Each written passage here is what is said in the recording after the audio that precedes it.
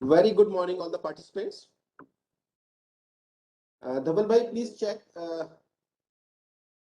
Mr. Madan, K. Madan have joined.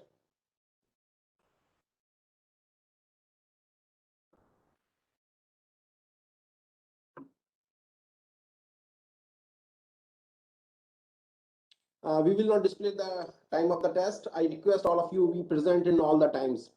Next time, I have just noticed down some of the participants is joining and leaving the meeting. These things will not be tolerated.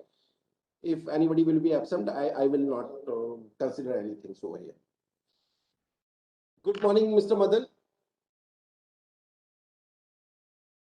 My voice is audible? I'm not able to hear you. Hello? Mr. Madan, my Sorry. voice is audible? Yeah, audible now. Okay. Very good morning and welcome in 5 days FTTP short-term training programs under the scheme of Atal AICT. Dear participants, I have Mr. K. Madan from Adani Defense and Aerospace. Before joining Adani Aerospace and Defense, he was associated with the Indian Air Force, then TCS. And Mr. Madan is working on the area of swarm robotics. He's a one practical man, and I'm very sure that this particular session will be very interactive and very useful for all of you. Thank you, Mr. Madan. Would you please introduce yourself and please share your presentation? And thank you to be the part of this STTP. Sure. It's a pleasure to join the Academia Fraternity. I'm assuming I'm audible. Can you confirm, Abhishek sir? Yes, sir. Yes, sir. Okay, Perfect. Great. So I joined Air Force in 2006 and worked for 10 years in the branch, technical branch, predominantly focused on helicopters in the technical side. Post which I joined TCS, and in TCS also I was working in the aerospace sector for approximately 2.5 years. And post TCS, I had joined Adani. In Adani, I had the opportunity of working in the field of swarm drones. So I can add some value to the participants from a perspective of I may not be able to get into the equations, but I've spent around a year and a half in swarm drones in terms of getting a product developed from scratch and then testing it out to the Indian Air Force. So from a new product development, I carry some amount of experience, and I will be happy to share whatever knowledge I carry with me. And in terms of the session, I would like to keep it as informal as possible. And since there are a lot of participants, I would encourage people to drop their questions or queries in the chat box so that it becomes easier. And feel free to drop your messages so that it becomes easy for me to understand that whether you're getting what I'm trying to convey, and then I can pick the questions from there. So I'll just like to hear from the participants what is their expectation from the call so that I can orient accordingly also. Anybody can unmute themselves and then speak about what is that they're expecting from this call, this meeting. Participant, it's a golden time. The expert is asking your interest. Anybody? Please unmute all the persons. धवल भाई, कोई mute तो नहीं है हमारी तरफ से? I think all of you can unmute yourself. Okay. In case if you're having, okay, you can put it on the chat box also. Chat box is also good so that I can understand in terms of multiple queries. Then I'll try to cover those points because this time is very valuable. You are given 1 hour of your time, and I would like to make sure that whatever knowledge I carry with me, I can share that. One, Mr. Harish Bhatt is interested in knowing the communication procedure. I'm understanding that you want to understand the communication topology, how the mesh networks that happen between the drones. Okay, I'll touch base on that. Coordinated performance. Satyajit Panigrahi says that how a coordinated performance happens in, okay, how the control system network works. Good question. Okay, good. Ankita Harkare. Okay.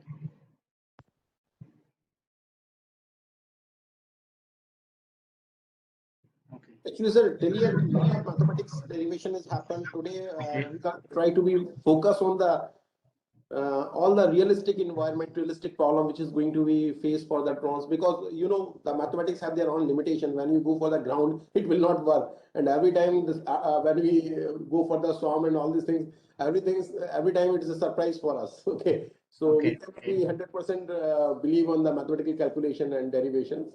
Anyways, we have to go for the real time environment. Okay, sure. And AI embedding, Mr. Nabi wants to know about AI embedding. Dipayan wants to understand regarding control systems, how Swarm can work in GPS signal denied environment. Good question. Great. I'm happy that at least I'll be able to answer 5 of your questions. Not at a very in-depth level, but at least whatever I carry with. Great. So thanks everybody for sharing your questions. It sets a context for the call in terms of the expectation from the other side, because we don't meet face to face. It becomes very difficult for me to understand that whether you're learning. Means you're able to, first of all, whether I'm on the call or not itself is a question. So to see my screen.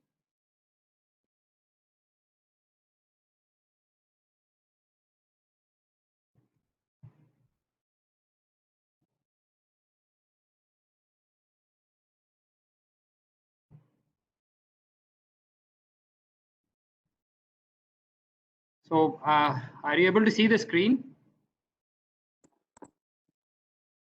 Yes, sir. Screen is visible for us. Okay, great. So how the UAV will be used for disaster management, how they communicate in the system, communicate in the situation, how mobile edge computing help UAV for automatic control and monitoring. Yes. Great. So I am just going back to my the screen which you are seeing on the shared screen.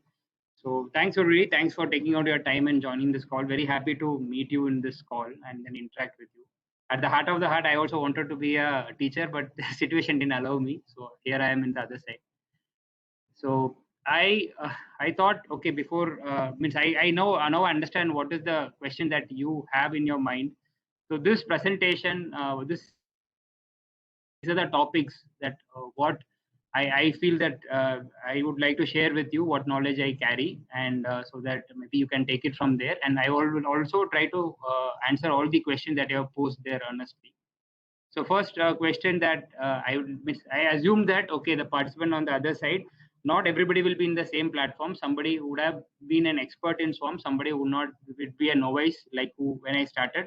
So maybe of that sort. So I wanted to start from what is the Swarm, what does a Swarm mean, and where it got its origin, and what are the core characteristics of when we define something as a swarm. I saw a swarm of robots working together, or I saw a swarm of drones. What qualifies that statement to be a swarm? And I wanted to touch base on, since I come from the military background, I just wanted to touch base on from why swarm drones is becoming popular in military, and just also wanted to touch base on what is driving its growth, because I strongly feel that for us to understand any topic and the growth of the topic, it is good to know that what is the drivers behind the growth, whether it is sustainable in the future, because whether the curve is on the uptrend or it is going in the downtrend, sometimes we may not understand if you stand at one particular point and analyze that particular value that have in hand. So it is good to know what is driving its growth and whether it is sustainable in the future. And why is military interested in swarm drones? That is one question which again I wanted to touch. In terms of one question I saw, whether they have been deployed somewhere. Yes, they have been deployed. And from your perspective, that when I say I here, it is actually you as the participants, that like if you are thinking that, okay, I also want to contribute to this technology. From my perspective, what I see is that where are the areas where you can potential areas of research, or in terms of one is about the research part, and second is about the problems on the ground part. Okay. So I would focus more on the problem that I had faced when I was on the field, trying to develop this swarm drone technology for our firm. And I also would like to share with you that who are the players in India currently who are actively working on this field, so that it gives you an opportunity to understand these are the players and then connect with them also. And then maybe in a collaborative mode, or you want to work for them, or in terms of you want to do some research project for them. So just wanted to highlight who are the key players who are working on this. And generally, the swarm drone is tend to be always aligned with in terms of destruction. So some people may carry a impression thinking that swarm drone means that it is meant to be destructive in nature. That is not the case always. So I just wanted to clarify on that statement also. And I also wanted to share with you what challenges that you may face. Again, I is again the participant, and what you may face while developing this technology. And just as a disclaimer, you may not find any equations or any theorem or any algorithm going forward.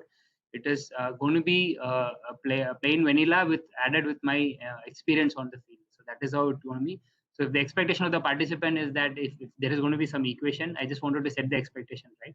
And I look forward to have an interactive session so that in case if everybody is able to understand or if you're not able to get along, feel free to say that, because communication, I feel that it's always good when it is done in person, but we have a challenge. We are on web meet. So it is good if you can give me a feedback in terms of if you want more clarification or if you're not aligned with what I say. It's okay. It's okay to voice your opinion and then tell that I'm not aligned with what you are saying. The truth is different, something else. So I'll be happy to learn from you also.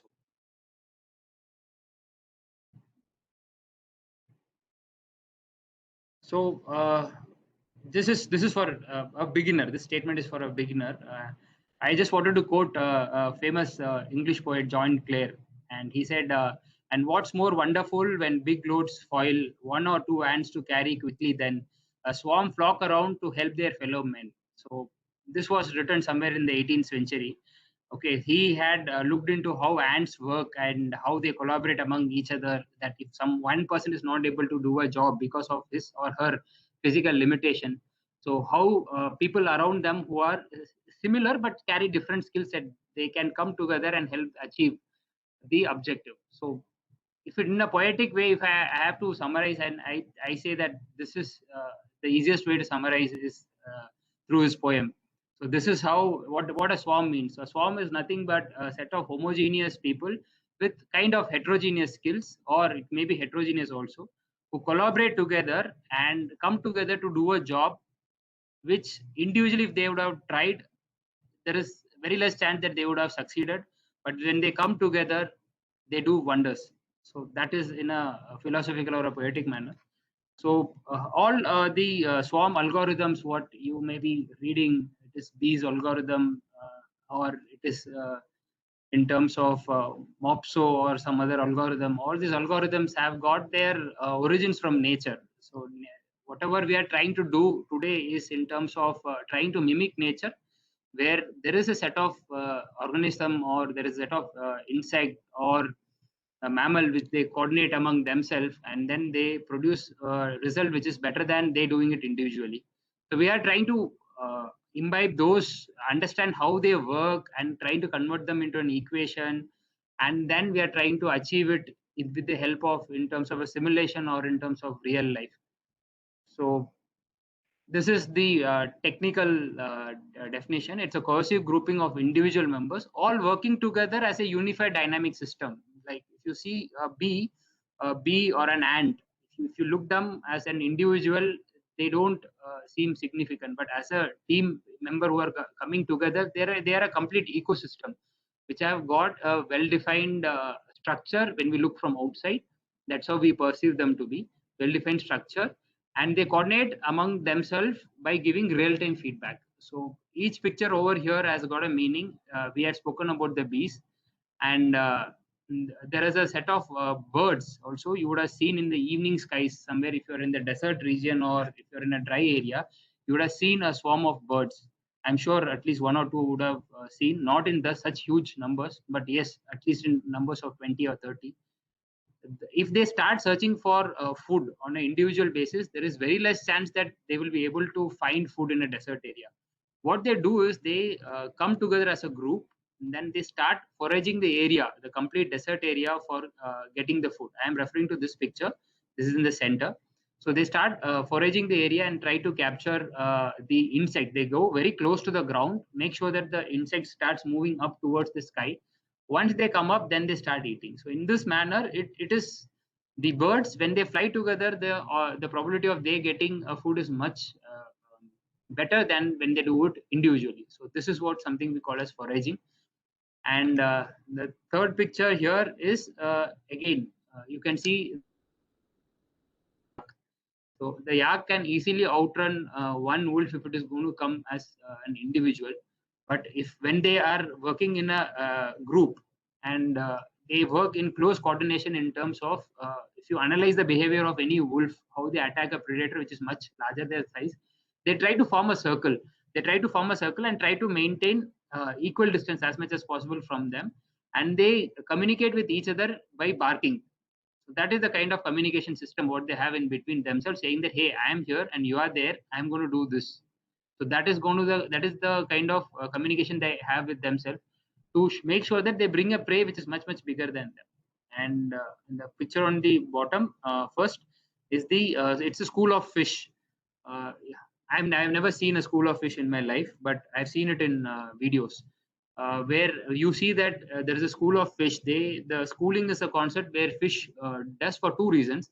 The first reason is to get more food so that they all can grow better, and the second thing is to be together so that they can protect themselves from predators, because when the predators they look at the school of fish, it appears to be a much bigger organism than what they really are, so it helps them protect also. And again on the right hand side is the bottom right picture is that of an ant that they come together to form a bridge.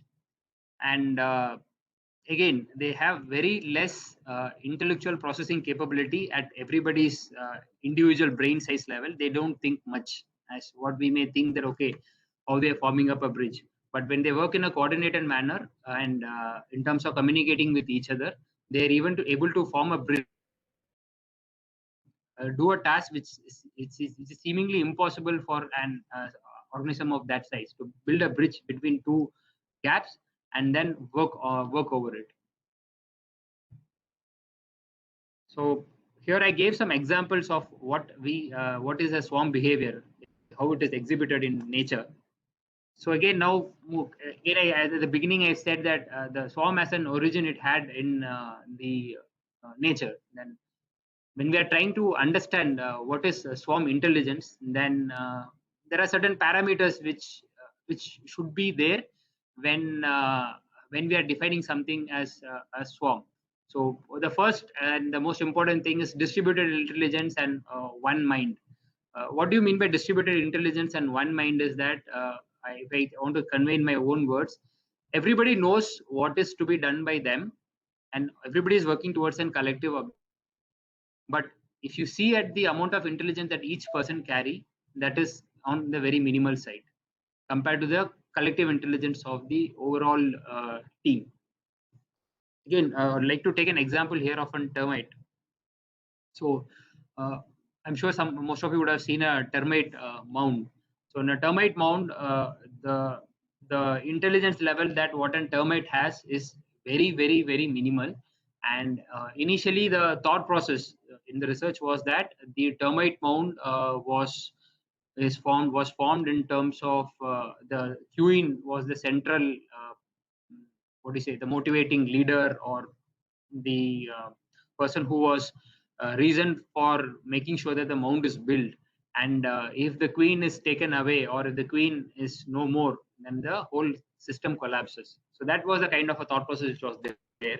But later, when more research was done, it was understood that the termite builds the mound with a very simple technique. It can sense heat where there is heat, so it goes into the mud and chews the mud with the help of its saliva, brings that particular chewed portion with the saliva to the top of the portion. The moment it senses there is a temperature difference in the air, it starts depositing there and it leaves a trail over there and then again goes back. So that trail, that chemical trail, what it leaves behind in that mound is the communication signal for the other termite to identify the location where the particular small portion of mud is supposed to be kept in the mound. So that is how it is built. When the mound is completely built, and if they want to expand, saying that okay, now it is completely built, I don't find any temperature difference at all, then they start breaking the sides. They break the sides of the wall to find again there is some opportunity to grow, and they start growing. So this is what it means in terms of distributed intelligence. And one my mind is very focused on doing that job, and that is to build a mound and make it as big as possible.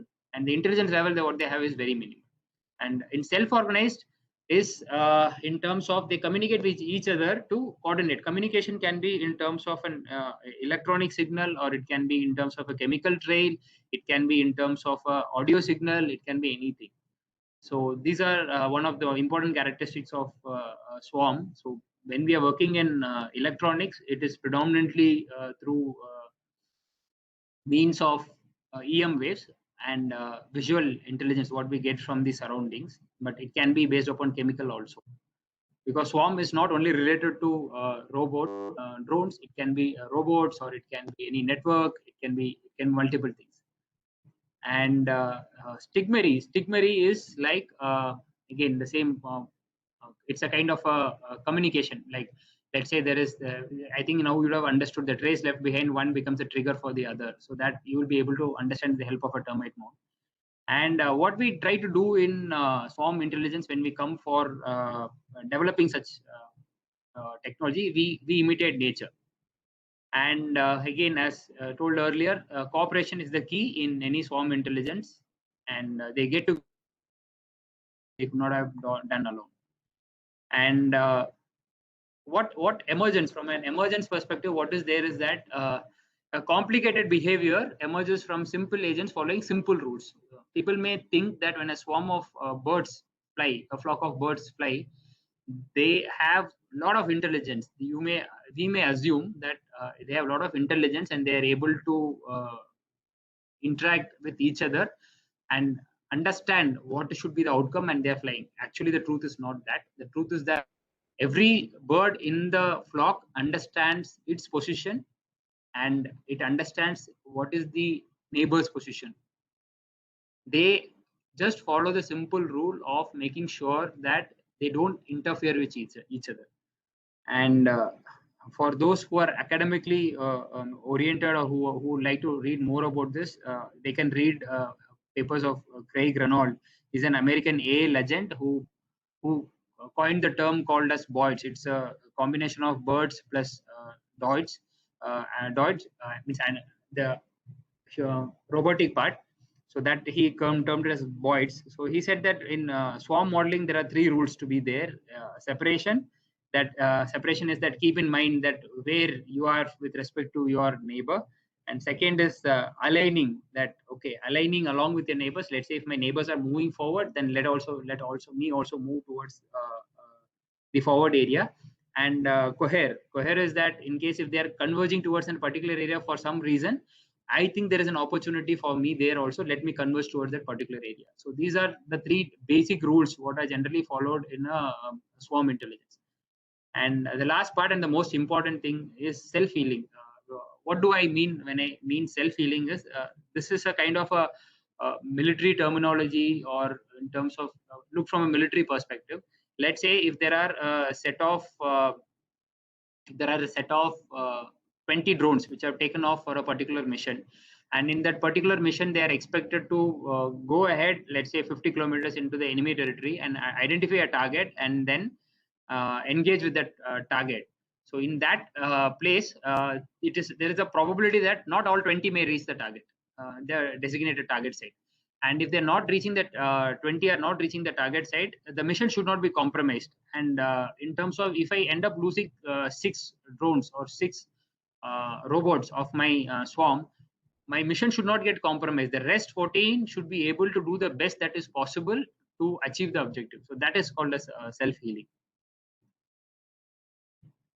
So I'll take a pause here. Maybe if somebody has any questions, or before we go into the because up to here it was more in terms of theory part, and in terms of understanding nature, and in terms of understanding how we look at nature to develop the algorithms, and what is the definition of a swarm, and what are the characteristics of swarm, and how you can look around yourself. You don't have to look only at the robots to understand what is swarm. You can look around nature and you'll be able to appreciate what swarm is in its finest and the most refined form.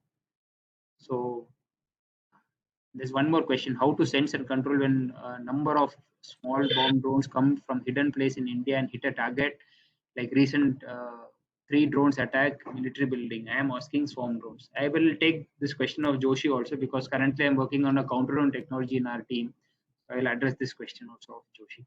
So is it okay if I take all the questions at the end of the Yes. session, or you want it to be? It is up to you. It's up to you, sir. Okay, great. So any thought process or any of your feedback that you would like to give regarding the 3-4 slides which we have crossed across? I'll just wait for a minute.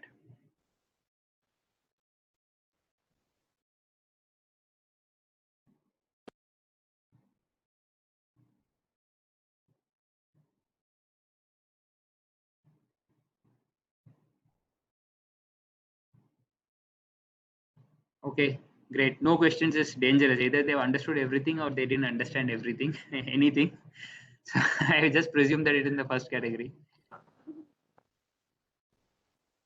So moving ahead to what is driving the growth from a person who's looking at a long-term career in swarm drones. We need to understand the drivers behind the growth, because why understanding drivers behind the growth is that will indicate whether you are in the upside of the curve where it is reaching maturity, or you have already plateaued in terms of the maturity level, or you are on the downside. Because if you are standing at one particular point, like today, if I want to make a decision whether I want to look into swarm drones as a future for myself, focus my energy and time into that, so you may find it difficult to arrive at a decision. So I thought, okay, let me share the knowledge what I have with me. And so the driving factor behind swarm drones, I am now henceforth we'll focus only on the swarm drones. We'll not be going back to the generic definition of swarms and the swarm robotics, or in terms of underground, or in terms of surface. Now we'll be purely focusing on the swarm drones capabilities. Okay, the swarm drones capability, there are 3 drivers which are driving it. The first one is the low cost, and second is robustness, and third is rapid evolution. So what do I mean? I'll start with rapid evolution. So earlier, military used to be the forefront runner in terms of technology. In terms of, if you say, it is the internet, which came out from the ARPANET project, or the GPS, which came again from the DoD project of different US, or cutting edge technologies, whatever we enjoy today, were always first used by the military, and they were used for a substantial period of time. And when they exploited it completely, then they released it to the public. That's how we received GPS precision up to 3 meters, and internet facilities. All this started proliferating only when it was first used in the military. Now, what is happening with the mobile phone? Mobile phone is a game changer. So, mobile phone, to be very honest, it should not be termed as a mobile phone actually, because it's not a phone. It is more and more becoming like your personal computer, which you can carry it along with you. And the evolution that is happening in the mobile side is like it is jumping every 2 years. You would have realized it when you're using your mobiles also. At the end of the 2 year, you feel that my mobile phone, it's time for me to replace my mobile phone, because either it is slow, or I feel that it is not in terms of I'm not in touch with the technology. So if when let's compare an technology evolution or a generation that happens in military. In military, it happens at around 6 years. Every 6 years, you can expect that there is a quantum jump. Okay, and what is happening in the commercial side is, it is happening at every 2 years. So because of this, what is happening because of the mobiles, it is rapidly driving the cost of all the components to come down, because the capacity is increasing, production capacity is increasing, the amount of funding that is going towards the mobile is also increasing, because investors are literally pouring money in terms of anything that has got to do with mobiles. They are willing to pour their money. So the amount of money that is being allocated for shrinking the component size and fitting it into a mobile phone, that is increasing day by day. And this is driving the cost of the per unit cost of mobile phone. So that again, how is it related with swarm drones? To be honest, after working in swarm drones, I started realizing that swarm drones, it is less of a drone and more of the electronics behind it. Okay, and with due respect to the drones part, because you need to have because the maturity level of from a drone being a very robust platform is almost on the upper side. Let's say if you call a 100% is what you want, you have already reached somewhere around 90 to 95% you have reached in terms of the robustness of the platform. If you launch, it will launch. If you wanted to do it, and when you want it to land, it will land. And when you start introducing intelligence into the drones, then you start realizing that it can be actually driven with help of your phone also. You put, instead of your flight controller, you should be able to use your phone. I'm just a little bit exaggerating it here. You can, because the amount of sensors and the technology what your phone carries is literally computationally, it is very capable to drive your drones in place of flight computer, provided you have the right kind of accelerometers or sensors, and then the kind of interface with the it's called engine electronic speed control device. If you're able to do that, you can literally drive your drone with your mobile phone. Means I'm telling in terms of replacing the flight computer. And the second part is in terms of, because of the rapid evolution, what is also happening is in terms of because drones and the mobiles are not very far, they're kind of cousins in terms of the technology that is there. So the evolution in drone is causing the cost of the per unit cost of the evolution in the mobile phone is costing the per unit cost of the drones to come down. And the third part is the robustness. The robustness part is in terms of the self-healing property. Let's say again, referring to the previous slide. So in case if I have a mission and I need to launch 15 drones, I should not compromise my main mission just because I lost 2 or 3 drones en route, either due to enemy artillery fire, enemy air defense fire, or due to inherent problem with the system. And in terms of the robustness, in terms of the what do you say, the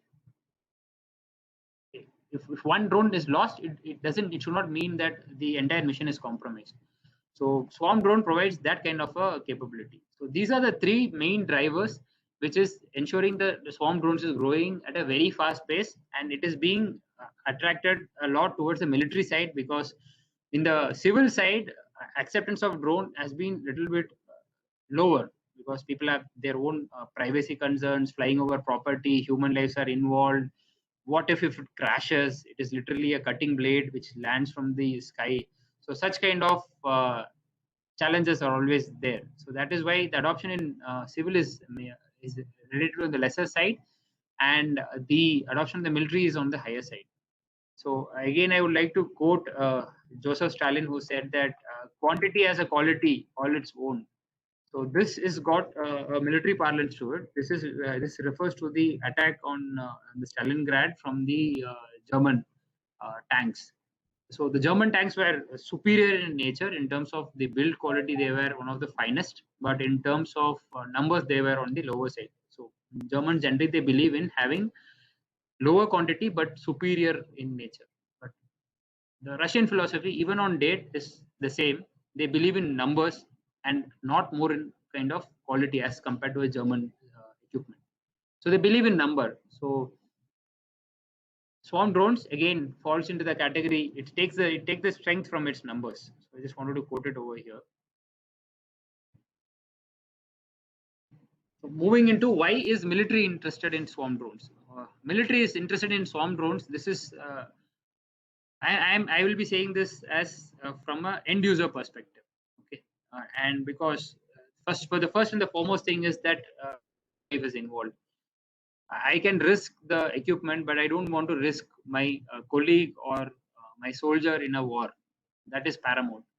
Second thing is in terms of if I'm going to be a commander and I want to maintain a very high troop morale when we are fighting a war. Research says that if 25 to 30% of the troop is lost in a war, the fighting will of a team to fight a war is minimized drastically.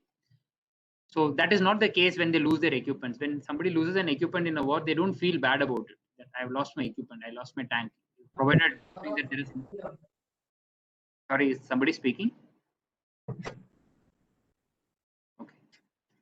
So that is one thing. The third thing is in terms of the robustness. We have discussed regarding this already, and faster technology advance. So when I say technology advance, again, the 6 and 2 years, I saw a comment from Nabi. 2 years is a huge time nowadays. 6 months is enough for technology jump, that to exponentially. I totally agree with you. I totally agree with you in terms of the timeline period. The timeline period is shrinking over and time and above. And there is a law called Moore's law also. Every 6 months you find that there is a jump in the capacity that you can, your processing capacity, and the cost comes down. So that is still holding good. And why is again military interested in swarm drones? Is it comes at a very, very cheap cost. A missile which can engage an aircraft, let's say if I take a surface to air missile or an air to air missile, will cost me in crores. And a total swarm project of, let's say if I have to, sorry,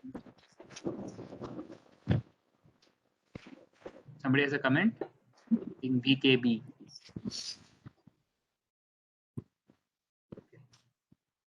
Okay. And in terms of the cheaper cost, it's basically because the surface to air missile will cost in crores, nothing less than 6 to 7 crores it may cost for per launch.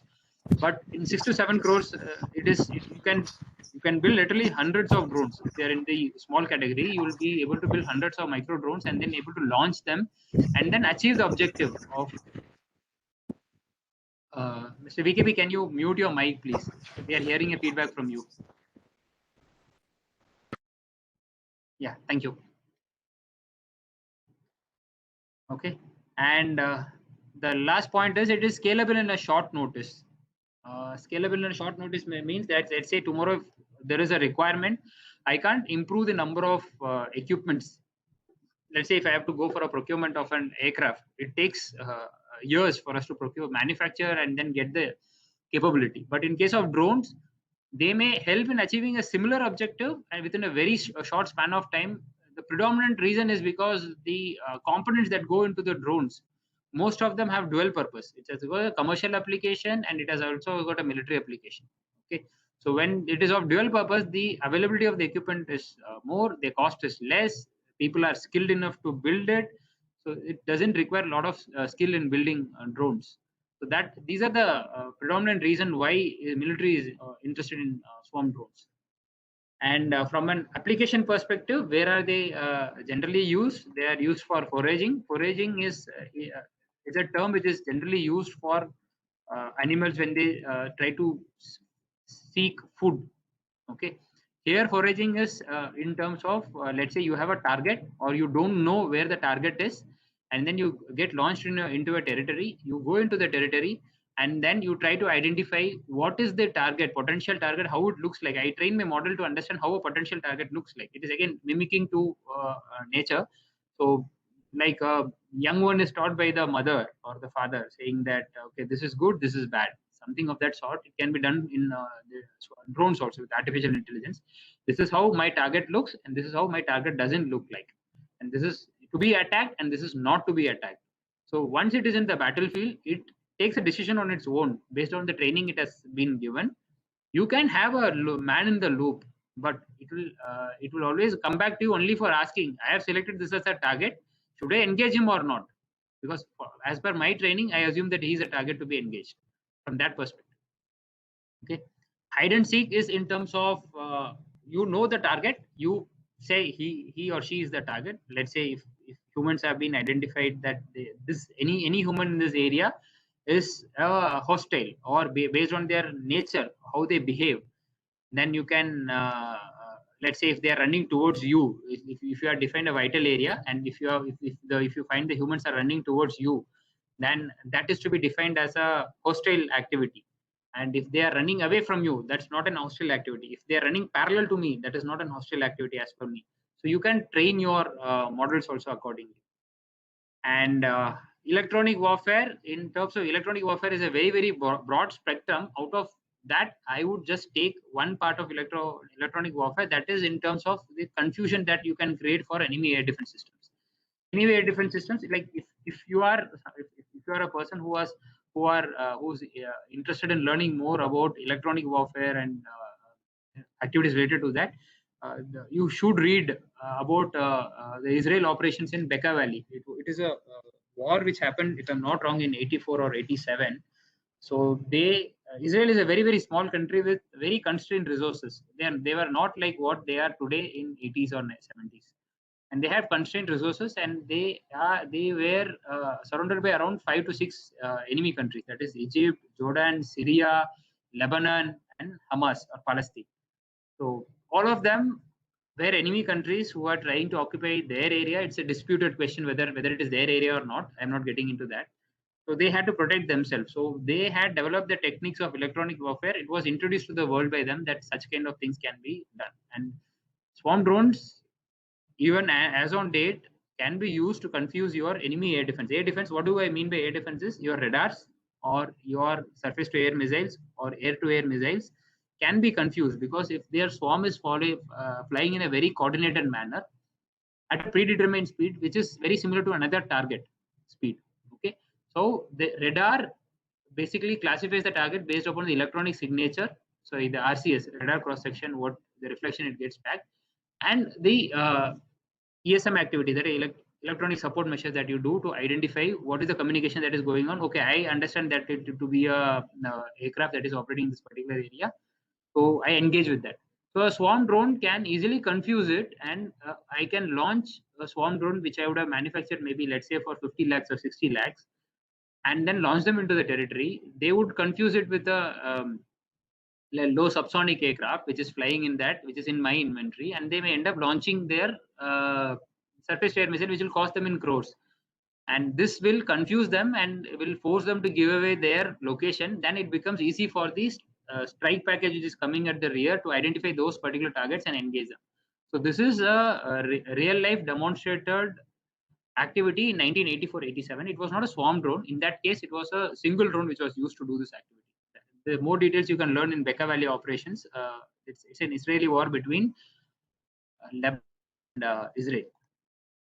And overwhelming enemy air defense shooter elements. Overwhelming enemy air defense shooter elements, if we are doing it with the intention of confusing, is in the first category. And second category, what we are trying to discuss now, is in terms of overwhelming enemy air defenses. Let's say if we know for sure how many air defense elements are employed by the enemy, and when a swarm drone is launched and then it crosses the territory and then gets into the enemy territory, now they will be forced to take action in terms of shooting it down. They will not be able to allow, because you don't know whether it is carrying a weapon or it is carrying only a sensor unit. So they will be forced to use it, and when their resources are depleted, it becomes easy for the other country to attack them. So these are the reasons why swarm drone is very popular with military. And Sir, there is one question from my side. Can I yes, interrupt you? yeah. Okay. Sir, in swarm drone. Sir, you can call me Madan. I'm very younger to you. Yeah. But is it? Okay, Mr. Madan, actually, when we suppose we are sending the swarm of 25, okay, to the enemy territory, but just for the example, and that particular time, they are the swarm, so of course they will going to be communicate to each other. Am I right? Yes. Okay. They can in the military areas, we can easily detect the RF communication between the devices. Yes. So if they have blocked that particular spectrum, what will happen? So if you are superficial question, maybe. Yeah. Go ahead, sir. Maybe it's a superficial. It's not a superficial question. It happens in reality. Nobody is going to sit there and wait watching that after a drone is detected. And then if the first thing they will try to employ is their ECM measure, that is called electronic countermeasures. They start jamming you. First, they identify the frequencies in which you operate. Okay. And they try to jam that frequency. Now, when this is called ECM, electronic countermeasures, my enemy is trying to attack me, I am trying to protect myself, then inherently, currently, like, I will not go to military grade equipments. Anybody of you who would have flown a DJI Phantom 4 or equivalent class of aircraft once 2.4 gigahertz, 2.4 and 5.8 are ISM bands, which are freely available for commercial use. So once my 2.4 is getting a lot of interference, either it is due to jamming or something, I switch over my frequency. Okay, I switch over my frequency into some other thing. Time from 2.4 to 5.8. Here it is predetermined how I'm going to jump my frequency. But in a military class of equipment, what you frequency hopping, which is determined by an algorithm, and the algorithm is not known to your enemy. So the method in which I'm going to hop my frequency, let's say if I'm flying in, let's say S-band, like I'm assuming S-band is 2 to 3 gigahertz. So I start with 2.1, 2.1 gets jammed, I shift to 2.9, 2.1 gets jammed, I go to 2.4, and the hop rate is much faster than the jamming rate. If whomsoever is able to do it better, if I am able to identify your hop before you and jam that particular frequency, I win. If you are able to jam, then you win. That is the way it is done on the ground. Sir, do you find the application of the SDR? Yes, it is completely SDR driven. Yeah, that's great. Do you have the SDR in your lab? I just. We can arrange an SDR for you, but it will come with a lot of restrictions because we have an X-band SDR. Sir, we are in the process to take one permission for all these type of operations. So hopefully do something interesting. Thank you, sir. Thank you very much. I think then, because what I supposed to be thinking, once the spectrum will be got it detected, then the whole of the operation will be compromised. But in this way, I think the operation will be carry on. No, the operation will not get compromised in military grade equipment, or if you are going for ECCM measures, you can still sustain. And in case of swarm drones, like the technology what we had developed, even if you jam, our operations will continue. We know the intended location of the target, the heading at which we were going. And once you, let's say, if you come to know that, let's say I'm operating in 1.1 gigahertz and you jam 1.1 gigahertz, and I don't have a frequency hopping, only thing what I end up doing is that I start flying at different altitudes to avoid inter-UAV collision. Okay, sir. Okay. One other connected question is there. All this type of processing, you have to carry another processor. You will not be able to do it with a flight controller. You will have to have kind of NVIDIA GPU equivalent or above. There are better, any graphic processing card will help you. Only thing is that the robustness of the card and how you ruggedized it in terms of to prevent dust ingress will help you. But you will require a separate module, and for you to help in communication is one, and second is in terms of the image analysis. Your flight control will not be able to support that. Okay, sir. So of course, when we put a so little bit weight will also increase. Am I right? Yes. But these are very it's not very small.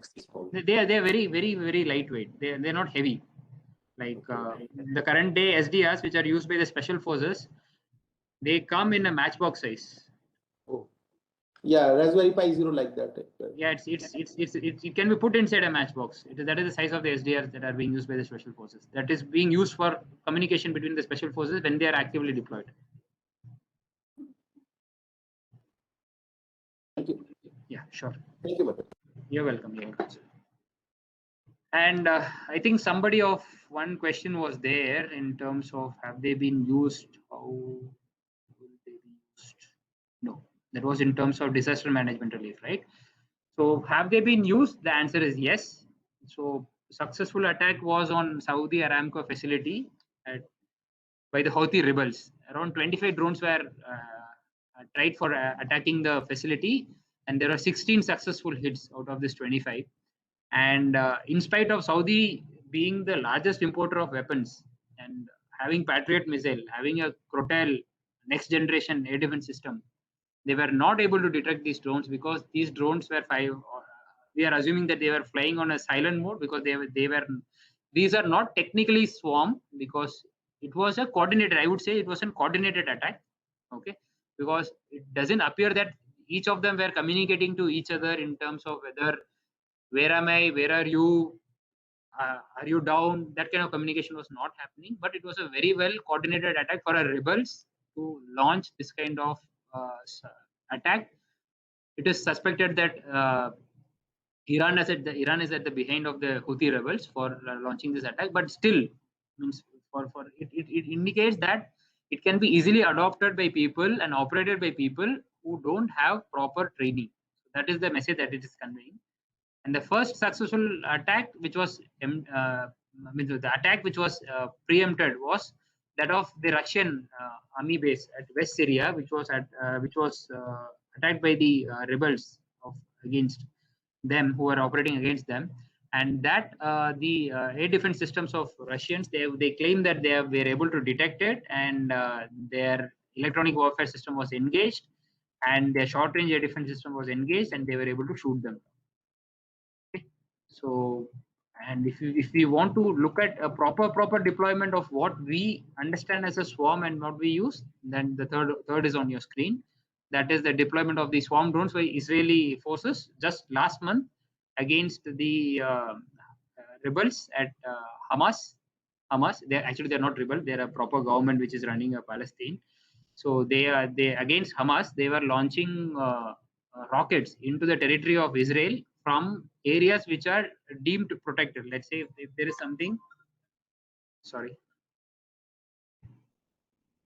1 minute. I need to take this call.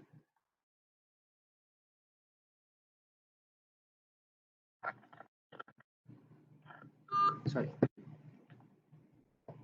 And in terms of they were operating out of school premises, hospitals, offices, and they were launching rockets into that. So the Israeli armed forces did not have much of information regarding from where it was getting launched and how to identify and have a proof that yes, they were getting launched from this particular site. That is the reason why it got attacked. And to get intelligence at that level, so they had launched a swarm of drones which helped them in targeting the locations from where they were getting launched. And they communicated with each other to identify the foraging they did to identify these are the potential target sites, and then they identified these are the sites from where the rockets are getting launched, and then Israel had conducted a precision airstrike on those uh, targets. So you would have seen, you may have seen buildings being collapsed in the Palestine, not West Bank, in the West Bank region of Israel. So those are all aided. They were one of the element which aided them in precise targeting of the rebels. I think I'm running late. I need to rush. And the question for you is like what would be running in your mind is in terms of where do I fit in terms of in helping develop such technologies for India. So from that perspective, what you will be able to do in terms of from where you are, wherever you are, I see there are certain possibilities. Whether you are interested in coding or you are interested in the drone part, whether you're interested in the simulation part, whether you're interested in the artificial intelligence and machine learning part, to the best of my knowledge, you can end up doing it in your backyard. That's what I can say. After developing this technology, what we can say is the amount of tools, the amount of guidance, the amount of free resources that are available on the open internet, and the access to the technology and the cost of the technology, putting everything together, you will not require more than, let's say, 10 meter by 10 meter. That is the maximum area you will require to have a POC developed by yourself and then demonstrate it to somebody. Even you can do it within an enclosed space so that you are not restricted by flying swarm drones in an open environment. So you will be able to do it. So there are few areas. One is about developing of a scalable swarm algorithm, and other things is in terms of one is in the software side, second is in the drone side. If you're looking in the drone side, where is that you can focus? As per me, these are as per my limited knowledge and wisdom what I carry with me. There may be many areas where you may look into. And second one is in terms of focus on energy technologies for increasing the battery intensity, because currently what is happening is the battery density, energy density of a battery is very low as compared to fuel. So if and for a per kilogram weight of fuel, the is much more. The fuel, when I say, is gasoline or some other liquid thing, is much more as compared to what you can derive out of the same out of the same volume or the weight that you can, it is occupied, it's not volume, it's actually weight that is occupied by the battery. So contributing to increasing on focusing on technologies which increase energy density in battery is also indirectly drones, because they will help them to be in air for a longer period. And second is in terms of the solar powered drones, because again, drones have an inherent problem that they can't stay in air for a very long time, and you can focus on technology which can help drones to stay there for longer time. And third is technologies to identify and use thermal updraft. To people who are not aware of what a thermal updraft means, like when you are flying in the air, even though it is not visible, it is not a homogeneous layer. It is an heterogeneous layer of different temperatures are there. So some temperatures are cold, some temperatures are hot, and some temperatures between two cold you may find another hot place also. So what this thermal updraft helps is, once you get onto the thermal updraft, it gets you getting more lift and then keeping your operations flowing, moving for a larger period of time without spending energy. So that is the part which if you can develop technologies which can identify thermal updraft, and then your drones can reach up to that particular height. If let's say, I'm assuming that you are manufacturing a solar drone and you still want to optimize your endurance, that in that case, then this is one technology where you can focus on. And from a platform perspective, and there are two things which I would like to highlight, where we have a constraint, we really have a constraint from India perspective, is in terms of high quality propellers. The propellers what currently you get in the market, the best of the best, either it comes from China or it comes from Germany. So these are the major sources from where you may get your propellers. And the Indian made propellers I have not come across. In terms of, there are people who are striving very hard to do it, but maybe it is not because there is not more demand which is driving it, or there is some technology challenge. I'm not able to understand that. Either it's a business problem or it's a technology problem, but we still lack propellers that are being sourced from an Indian origin. And gasoline powered engines. So for you to enhance the range, you need to have more.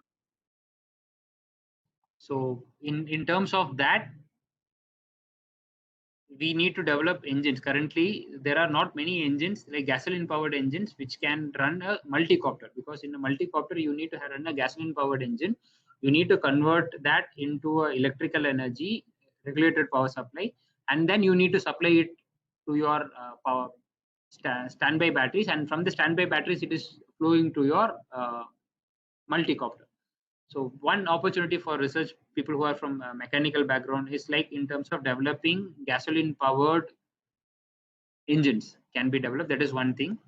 And in terms of development of efficient inter UAV communication modules, I will take a pause here and I'll take the questions. There are some questions regarding the communication. So in terms of communication, what I'm saying in terms of efficient inter UAV communication modules is the amount of problem. Let's say when I start with 1-2 drones communicating, my modules generally they are able to communicate smoothly without any much of time delay. Okay, and when it goes from 2 to 6, still things are good. The packet loss is not much there. The ping times are okay. They are able to communicate. Hey, I'm here. This is my status. This is my status. They're able to communicate. But once the number crosses 10, 12, then the problem starts, and the problem is exponential in nature.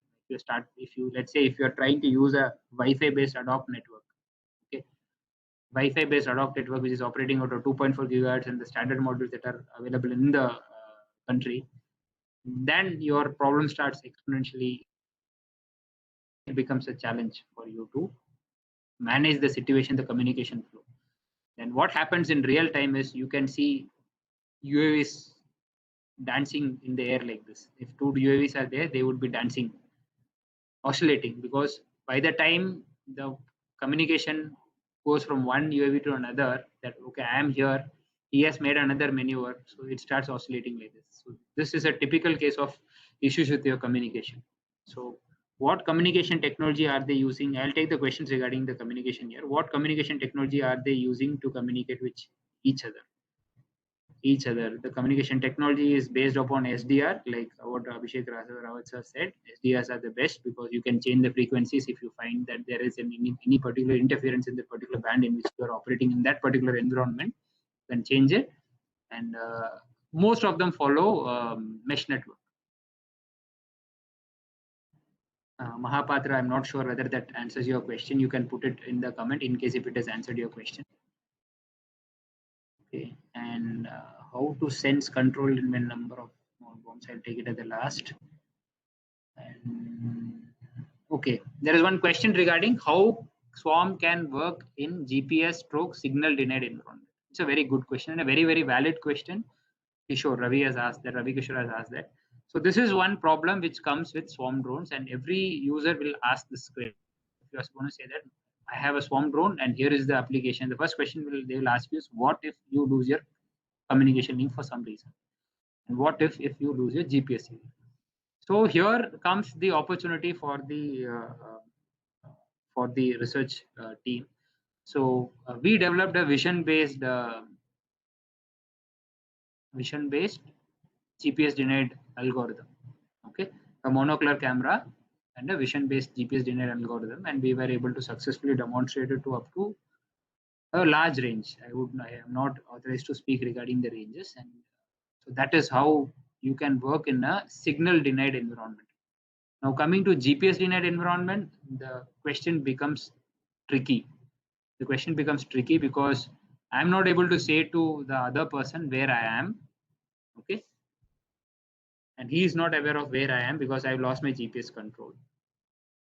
And assuming that it is denied for a short time period, okay, that somebody is jamming your GPS, the most practical solution that you can do is in terms of having altitude separation. So if you are flying at 100 meters, then make sure that if your drones are not getting signals within the next 5 seconds, your refresh rate, let's say it's 5 seconds refresh rate for you to check whether I have GPS. 5 is on the higher side, let's say 2 seconds is on the lower side, okay. And if I'm checking whether I'm getting a GPS signal, if I'm not getting for 2 seconds, then let's say I need to switch over to my code which triggers saying that the UAVs will need to stack up at different altitudes.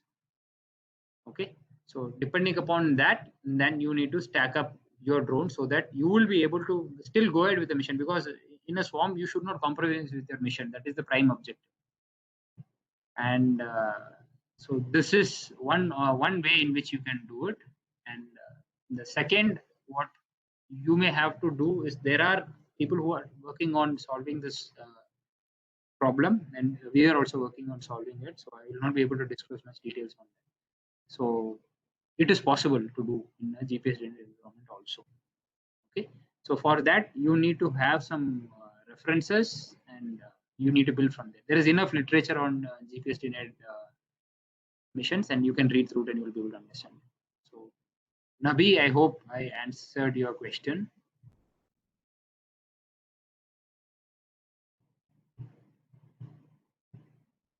Okay, now again I'm going up. I'm taking the question on how does the control system work, Ankita. Okay, control system network work. I'm assuming, Ankita, this is the question is that was the same as that of has got the same as to do that of the communication. Is my understanding right? Or you are telling about the how we are going to drive your algorithm behind the swarm algorithm? So I'm assuming that this is a swarm algorithm and it is not communication. I'm giving you the answer. So there are a lot of algorithms like distributed B algorithm, DBA, or there is MOPSO algorithm. So there are different algorithms which enable you to you can't predict the behavior, but enable you to achieve the objective. And using simulation, you will be able to understand how they behave.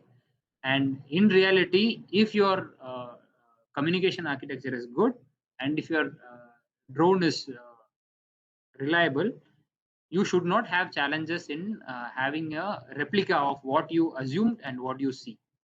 So the gaps generally come in swarm drones because of the number one reason is because of this is an assumption saying that you had completely tested your algorithm in a simulation before uploading the code into your drone.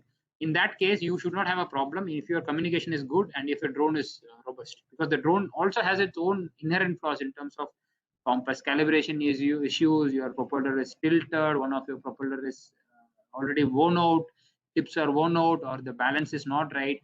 Assuming this, all these factors are in place and they are not having an issue, it's all purely modeling, mathematical modeling, and then running your algorithm, your swarm algorithm, and then checking it out in simulation. I have seen cases which is ditto. If it demonstrated was A and we saw A performance, so that is the confidence you can have on your simulation if your items are good. Okay, so Ankita, I'm assuming that I answered your question. Communication procedure of Harish, but I think that question has been answered. It is generally based on SDR and ad hoc mesh networks. This is one way. This is one way. It is not the only way. Okay, it can be based upon other protocols. What you want to do. What I want to share is how it may work. What are the future? That question I'll take. Visal's question I'll take it at the last because I would like to keep it for the last. And how to sense, and I'm trying to answer Joshi's question. How to save and sense when a number of small bomb drones come from hidden places in India and hit a target in India, like 3 drone attack, military building. I'm asking swarm drones. Okay, good question. So here the assumption I am taking is that they are commercially operated drones and they're operating in ISM bands. When I mean ISM bands, let's say they are 400, 900 center frequencies. No, center frequency of 433, 900, 2.4, and 5.8. Generally, these are the frequencies in which drones they fly.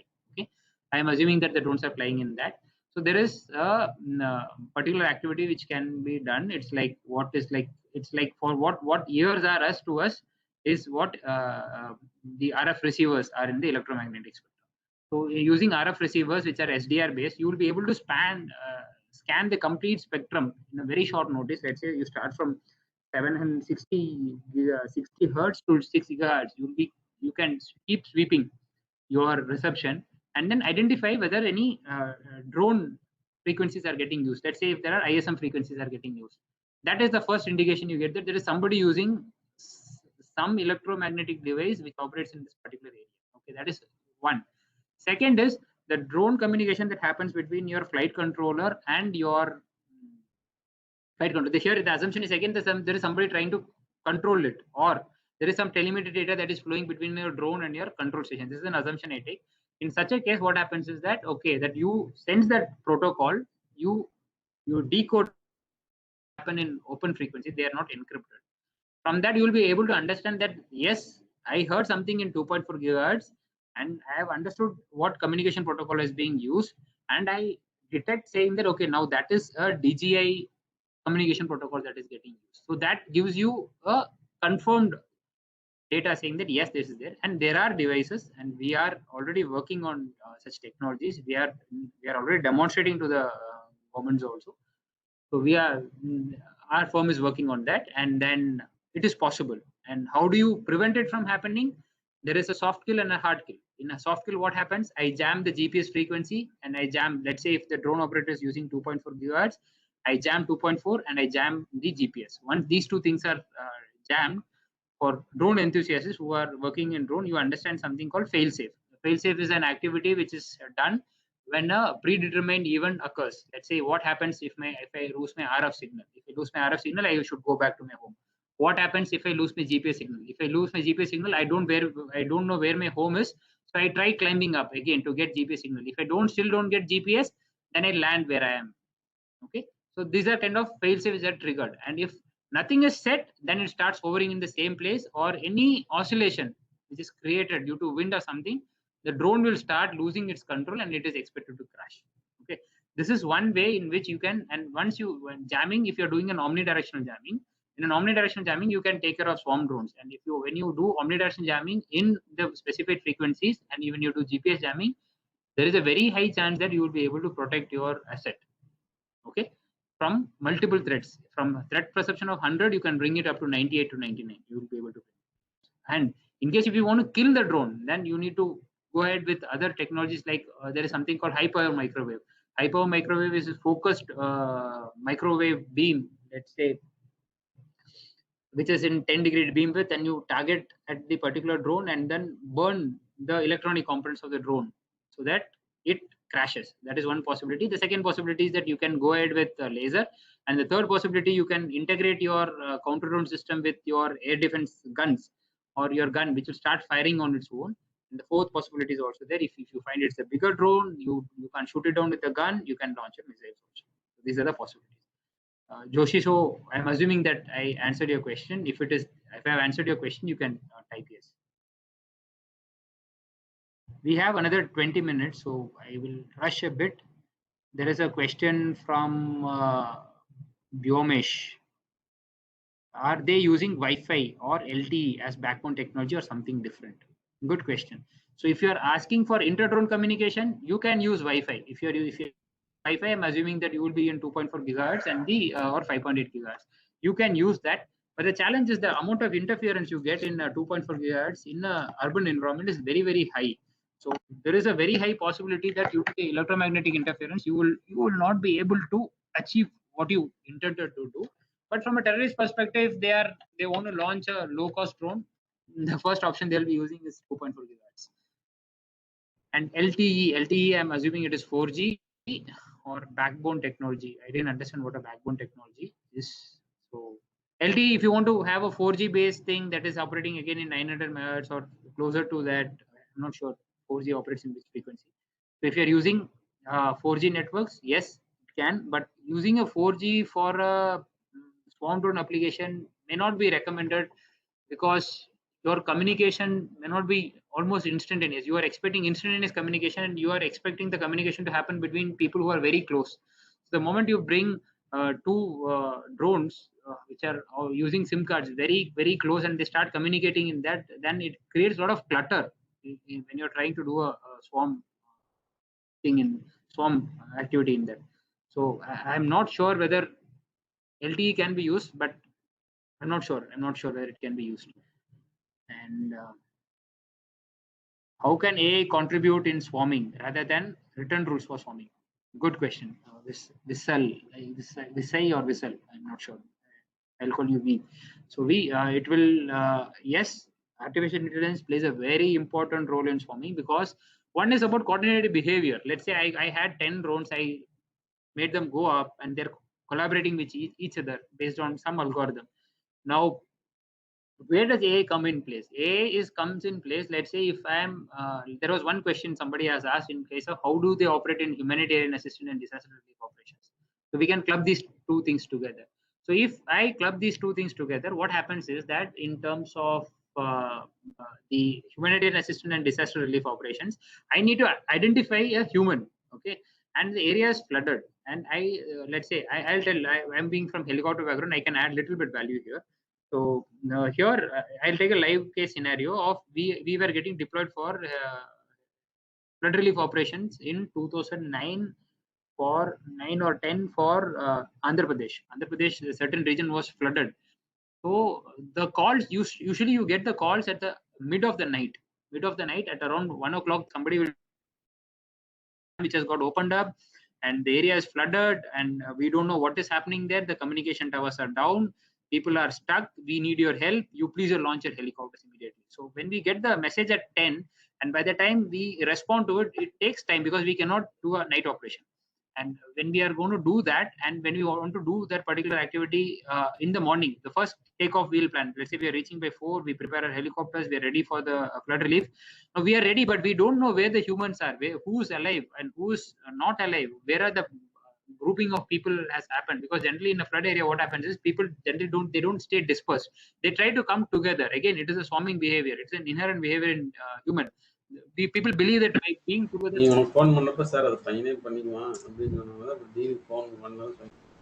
Sorry, somebody is speaking. Raja, you have something to say? Okay.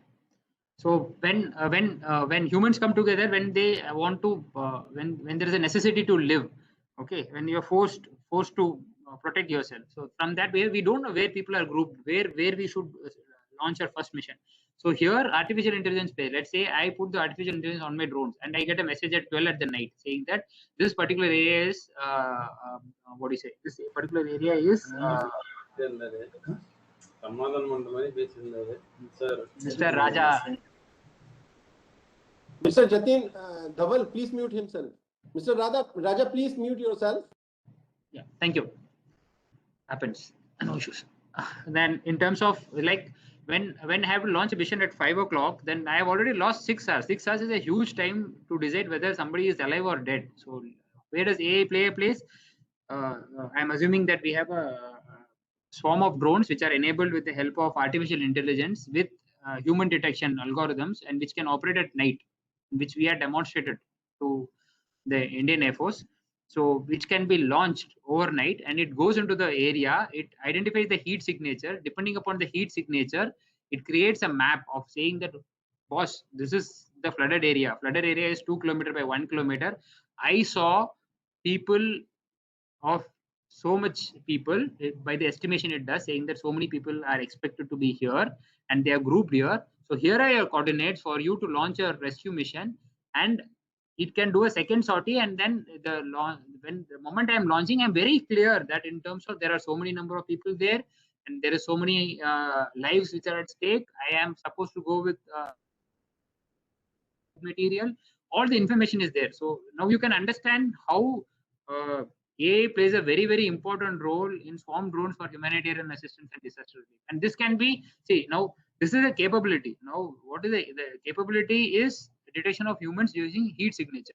Now what is the intention? The intention here is to save people. Now I replace my intention here with that those people are terrorist hideout, they are having a party and we want to eliminate them. So now the intention has changed. Once the intention has changed, then the same coordinate is being passed on to a fighter aircraft to have a strike mission over there. Okay, so this is how AI can help swarm drones in both in peacetime as well as in wartime. Okay, then I am assuming that I answered that question of Vissal. In that case, if our drone swarm is in that situation, how can we protect our mission to be successful? Ravi, I didn't understand your question. In that case, if a drone swarm is in that situation, I don't understand what is the situation. Okay. What is the specialty of a village person from Tamil Nadu developed drone, got Japan award, first prize, going more in WhatsApp? I hear he developed with less price material. Could we develop cognitive drones? Yes, you can. What you need is nothing but your webcam, your drone, and good coding skills, and how patient you are to train your AI model. I'm answering to Joshi. You can do that. It's not difficult. It's not difficult for you to develop. If you're asking, are you going to develop something from scratch, like your motor, you're going to create your own motor? I think it is challenging. But yes, if you can procure it and if you want to use it for application, yes, you can do that. Nothing stops because the algorithms are freely available. The drones can be made available on service, or you can borrow some drones from somebody. The technology is available. The teaching material is available. Only thing is that you should have the intention to do it. That's it. Any possibility of stealth technology integration in Swarm? Okay, this is of Nabi. So Nabi, the intention of Swarm is numbers. You remember the Joseph Stalin's words? Got a quality of its own. So here the intention is not to be on stealth. Yes, if you are on stealth mode, it is good.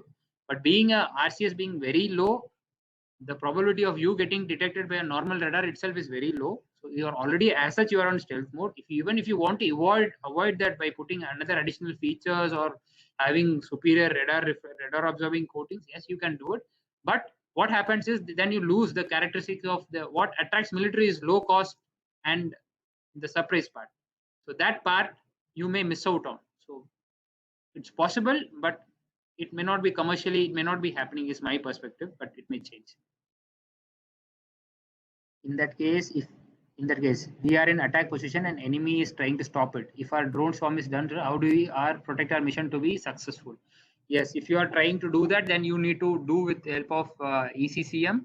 ECCM is electronic counter measures. Then if they are trying to jam you in 3.1, you should move to 3.2 within seconds. And if they jam 3.2, you switch over to 3.3, 3.4, 5, 6, and 3.4, 5, 6, 4, 7, 8. Even the channel bandwidth also you should start using it. So that algorithm, how strong it is going to be, it determines your success of your mission. Okay. Then with village voice, I want to develop. Joshi, you can always do it. There is nobody can stop you in doing it. And with the drone policy, with the help of the new civil secretary, aviation secretary, that is Amber Dubey sir, they are working wonders in drone field. So it is going to be much relaxed. The draft policy is already there in the internet. You can download it and you can provide your comments, and then you can get it incorporated. It's a golden opportunity for you to incorporate if you have any feedback. And it is going to be a very liberal drone policy. One of the most liberal drone policies you would have ever seen is coming up. Okay. Thank you, sir. And Ravi is asking, means only with SDR. I'm not saying that you can do swarm drones only with SDR, but SDR gives you the flexibility. But if you want to go with Wi-Fi cards, okay, which you use in your PC, you can build your swarm drones on Wi-Fi cards. Okay. Intel has got Wi-Fi cards which are less than the size of your nail, which comes at around 3,000, 4,000 rupees per card. You can do it. So it's not that you always have to go for an SDR. What I'm saying is that as you scale up, then, or if you're using as a 2.4 gigahertz card, then you need to come up with an superb communication protocol which reduces the clash of the packets at the physical layers. That you need to take care of. Okay.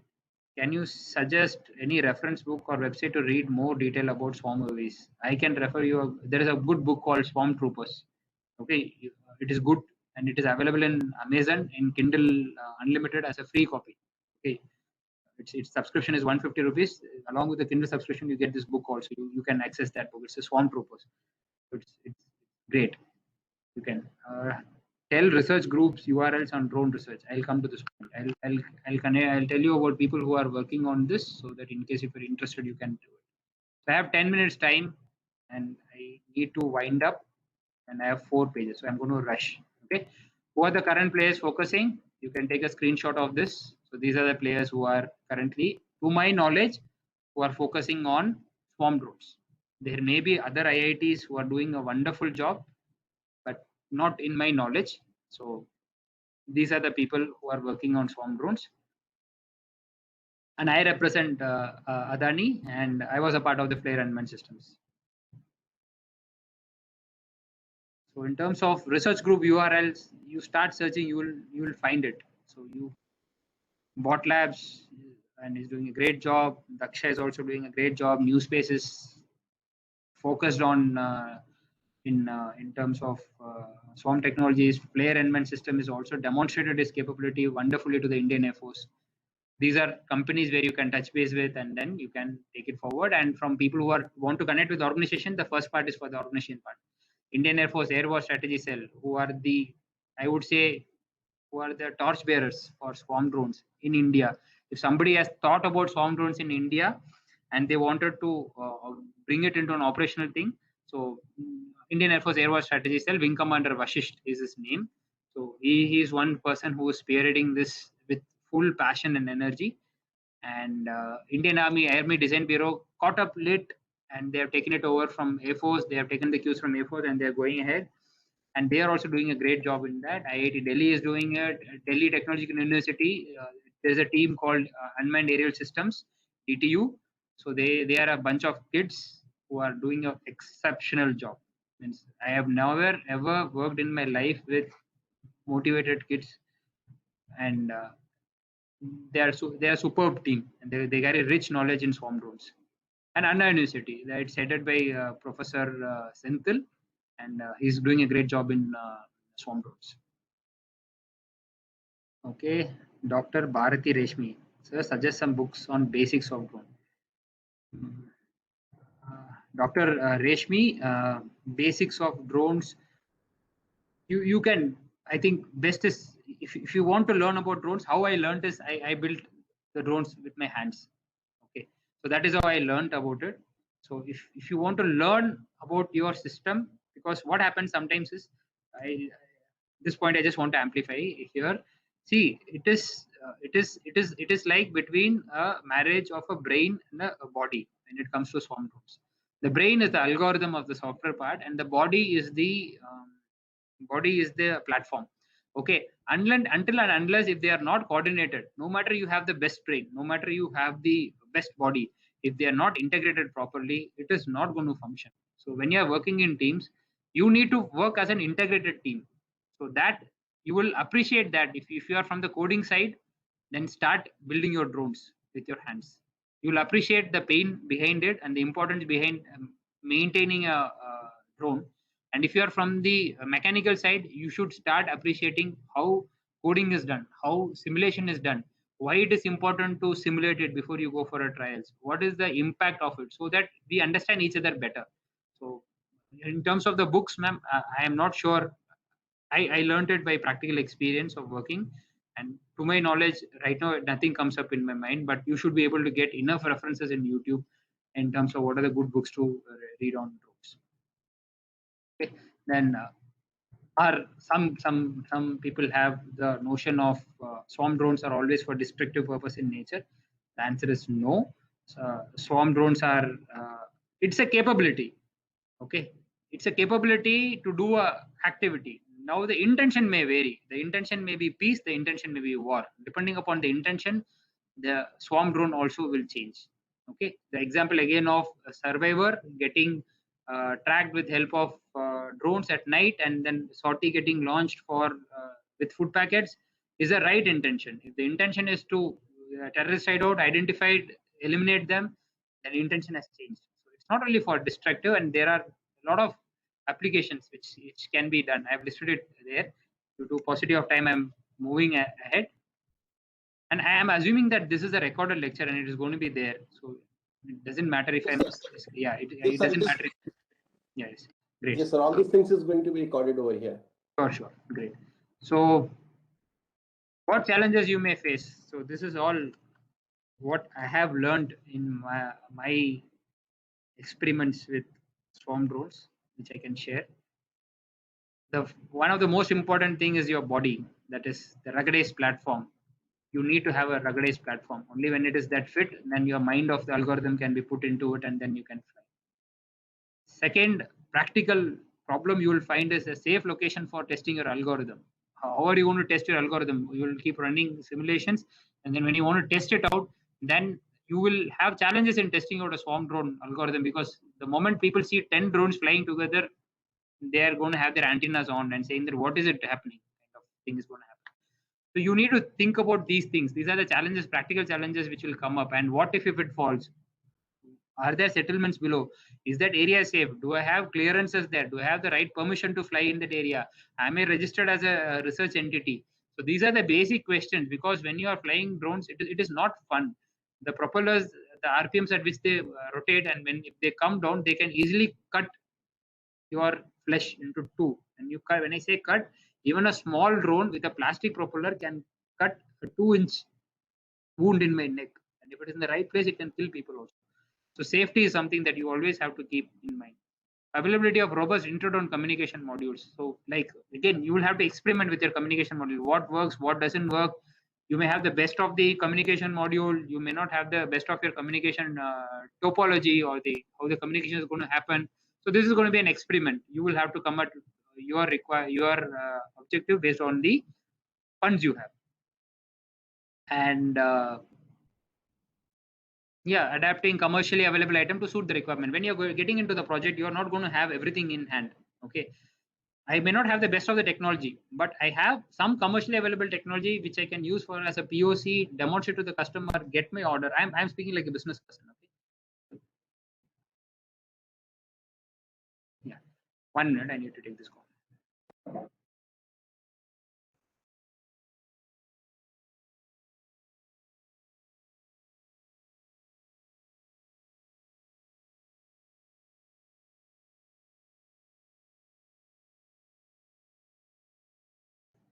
Sorry for the interruption.